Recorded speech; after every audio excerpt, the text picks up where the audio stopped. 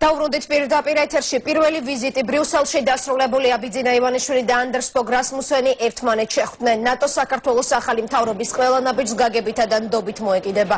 ასეთი ალიანსის გენერალური მდივნის გზავნილი. სასაუბრო თემებს შორის იყო სამხედრო მაღალჩინოსნების დაპატიმრება და საზოგადოებრივი მაუწყებლის ფინანსური შემოწმებაც. არ ვაპირებთ მიმდინარე პროცესებში ჩარევას, გვჯერა რომ პროცესები პოლიტიკური ჩარევის გარეშე ჩატარდება. ეს განცხადება რასმუსენმა მას შემდეგ გააკეთა, რაც პირველი არხის აუდიტისა და მაღალჩინოსანთა დაკავების შესახებ ინფორმაცია პირადად პრემიერ-მინისტრისგან მიიღო. დიპლომატმა დღეს ქართულ ხალხსაც მიმართა და სთხოვა. Facebook-ის მის პირად გვერდზე კომენტარები ინგლისურ ან ფრანგულ ენაზე დატოვონ. გენერალური მდივნის 2 დღის წინანდელი განცხადებისა და ნატოს საპარლამენტო ასამბლეის ბოლო მწვავე რეზოლუციის გამო დღევანდელი აუდიენციის მიმართ განსაკუთრებული ინტერესი და მოლოდინი იყო. Როგორ ჩაიარა შეხვედრამ და რა განცხადებები მოჰყვა პირველ აუდიენციას, იმედად არსალია მოგვიყვება დასრულებული ვიზიტის შესახებ ბრიუსელიდან. საქართველოს ახალი ხელმძღვანელის პირველი ოფიციალური ვიზიტი ბრიუსელში დასრულდა. ბიძინა ივანიშვილი უკვე გაემგზავრა საქართველოში. ზუსტად 9 საათზე რა შედეგებით ბრუნდება პრემიერ-მინისტრი ივანიშვილი ქვეყანაში და რატომ მოუწოდა რასმუსენმა Facebook-ის ქართველ მომხმარებელს, რომ კომენტარები წერონ ინგლისურად და ფრანგულად. თუმცა მანამდე დღევანდელი ოფიციალური შეხვედრის შესახებ. ნატოს გენერალური მდივანი ანდერს ფოგ რასმუსენი 3 წუთით ადრე გამოვიდა შენობიდან და ის გარე პერიმეტრზე ელოდებოდა Premier Ivanishvilis escorts.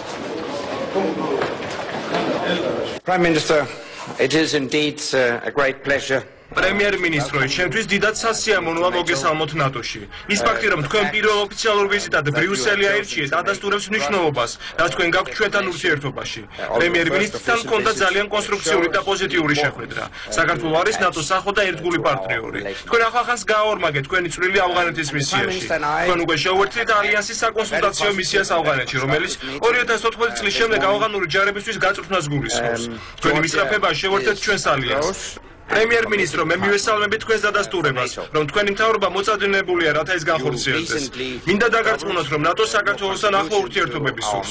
საქართველოსთან ჩვენი კავშირები მტკიცეა და ჩვენი დიალოგი უმაღლეს დონეზეა. მე შევთავაზე ბატონ გენერალურ მდივანს ნებისმიერი ფორმით მიიღოთ მონაწილეობა, რომ ყველაფერი იყოს გამჭვირვალე და გასაგები ყველასათვის. ჩვენ დასასიამოვნოთ ბატონმა რასმუსენმა კვეთრინდობა გამოგვიცხადა, არ ჩათვალა საჭიროებად და ყველა ჩვენს ნაბიჯს გაგებით და ნდობით მოეპყრობა. ასეთი იყო მისი პოზიცია ამ საკითხებთან დაკავშირებით. მე საუბარში ხაზი გავუსვიდე, ახლა შემიძლია გავიმეორო, რომ სამხედრო და პოლიტიკური სტრუქტურა გახლავთ ნატო და არა მარტო სამხედრო.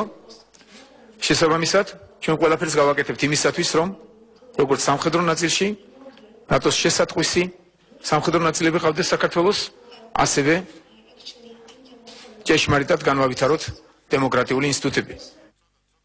ამ შეხვედრის ყველაზე საინტერესო ნაწილი იყო ოფიციალური განცხადებების გაკეთება.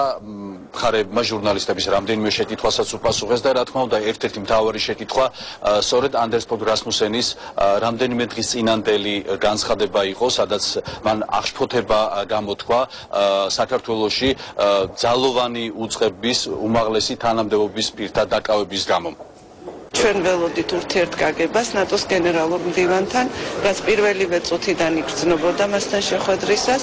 მან აღნიშნა, რომ აბსოლუტური ნდობა აქვს ახალი მთავრობის და დარწმუნებულია იმაში, რომ ყველა პროცესი, რომელიც ახლა წარიმართება და იცით თქვენ რაც იგულისხმება, ეს არის სწორედ ის დაკავებები, რომლებიც მოხდა ბოლო კვირაში, არ იქნება პოლიტიკურად მოტივირებული და იქნება გამოძიებული სამართლიანად და იქნება გამოძიებული გამჭვირვალედ. გენერალურმა მდივანმა ეს განცხადება პრეზიდენტ სააკაშვილთან შეხვედრამდე გააკეთა. მინდა განვაცხადო, ნატოს არ აქვს ზეგავლენა საპარლამენტო ასამბლეის რეზოლუციებზე და რა შეფასებაც მიეცა, ეს არ არის სწორი. მინდა განვაცხადო, ნატოს არ აქვს ზეგავლენა საპარლამენტო ასამბლეის რეზოლუციებზე და რა შეფასებაც მიეცა, ეს არ არის სწორი. გენერალურმა მდივანმა განაცხადა, რომ გამოძიება უნდა იყოს გამჭვირვალე და უნდა ჩატარდეს დემოკრატიული პრინციპების სრული დაცვით. როგორც უკვე გითხარით, საქართველოს პრემიერმა ბრიუსელში ოფიციალური ვიზიტები დაასრულა, თუმცა აქ რჩება საქართველოს პრეზიდენტი მიხეილ სააკაშვილი, რომელიც განაგრძობს შეხვედრებს სხვადასხვა რანგის თანამდებობებით.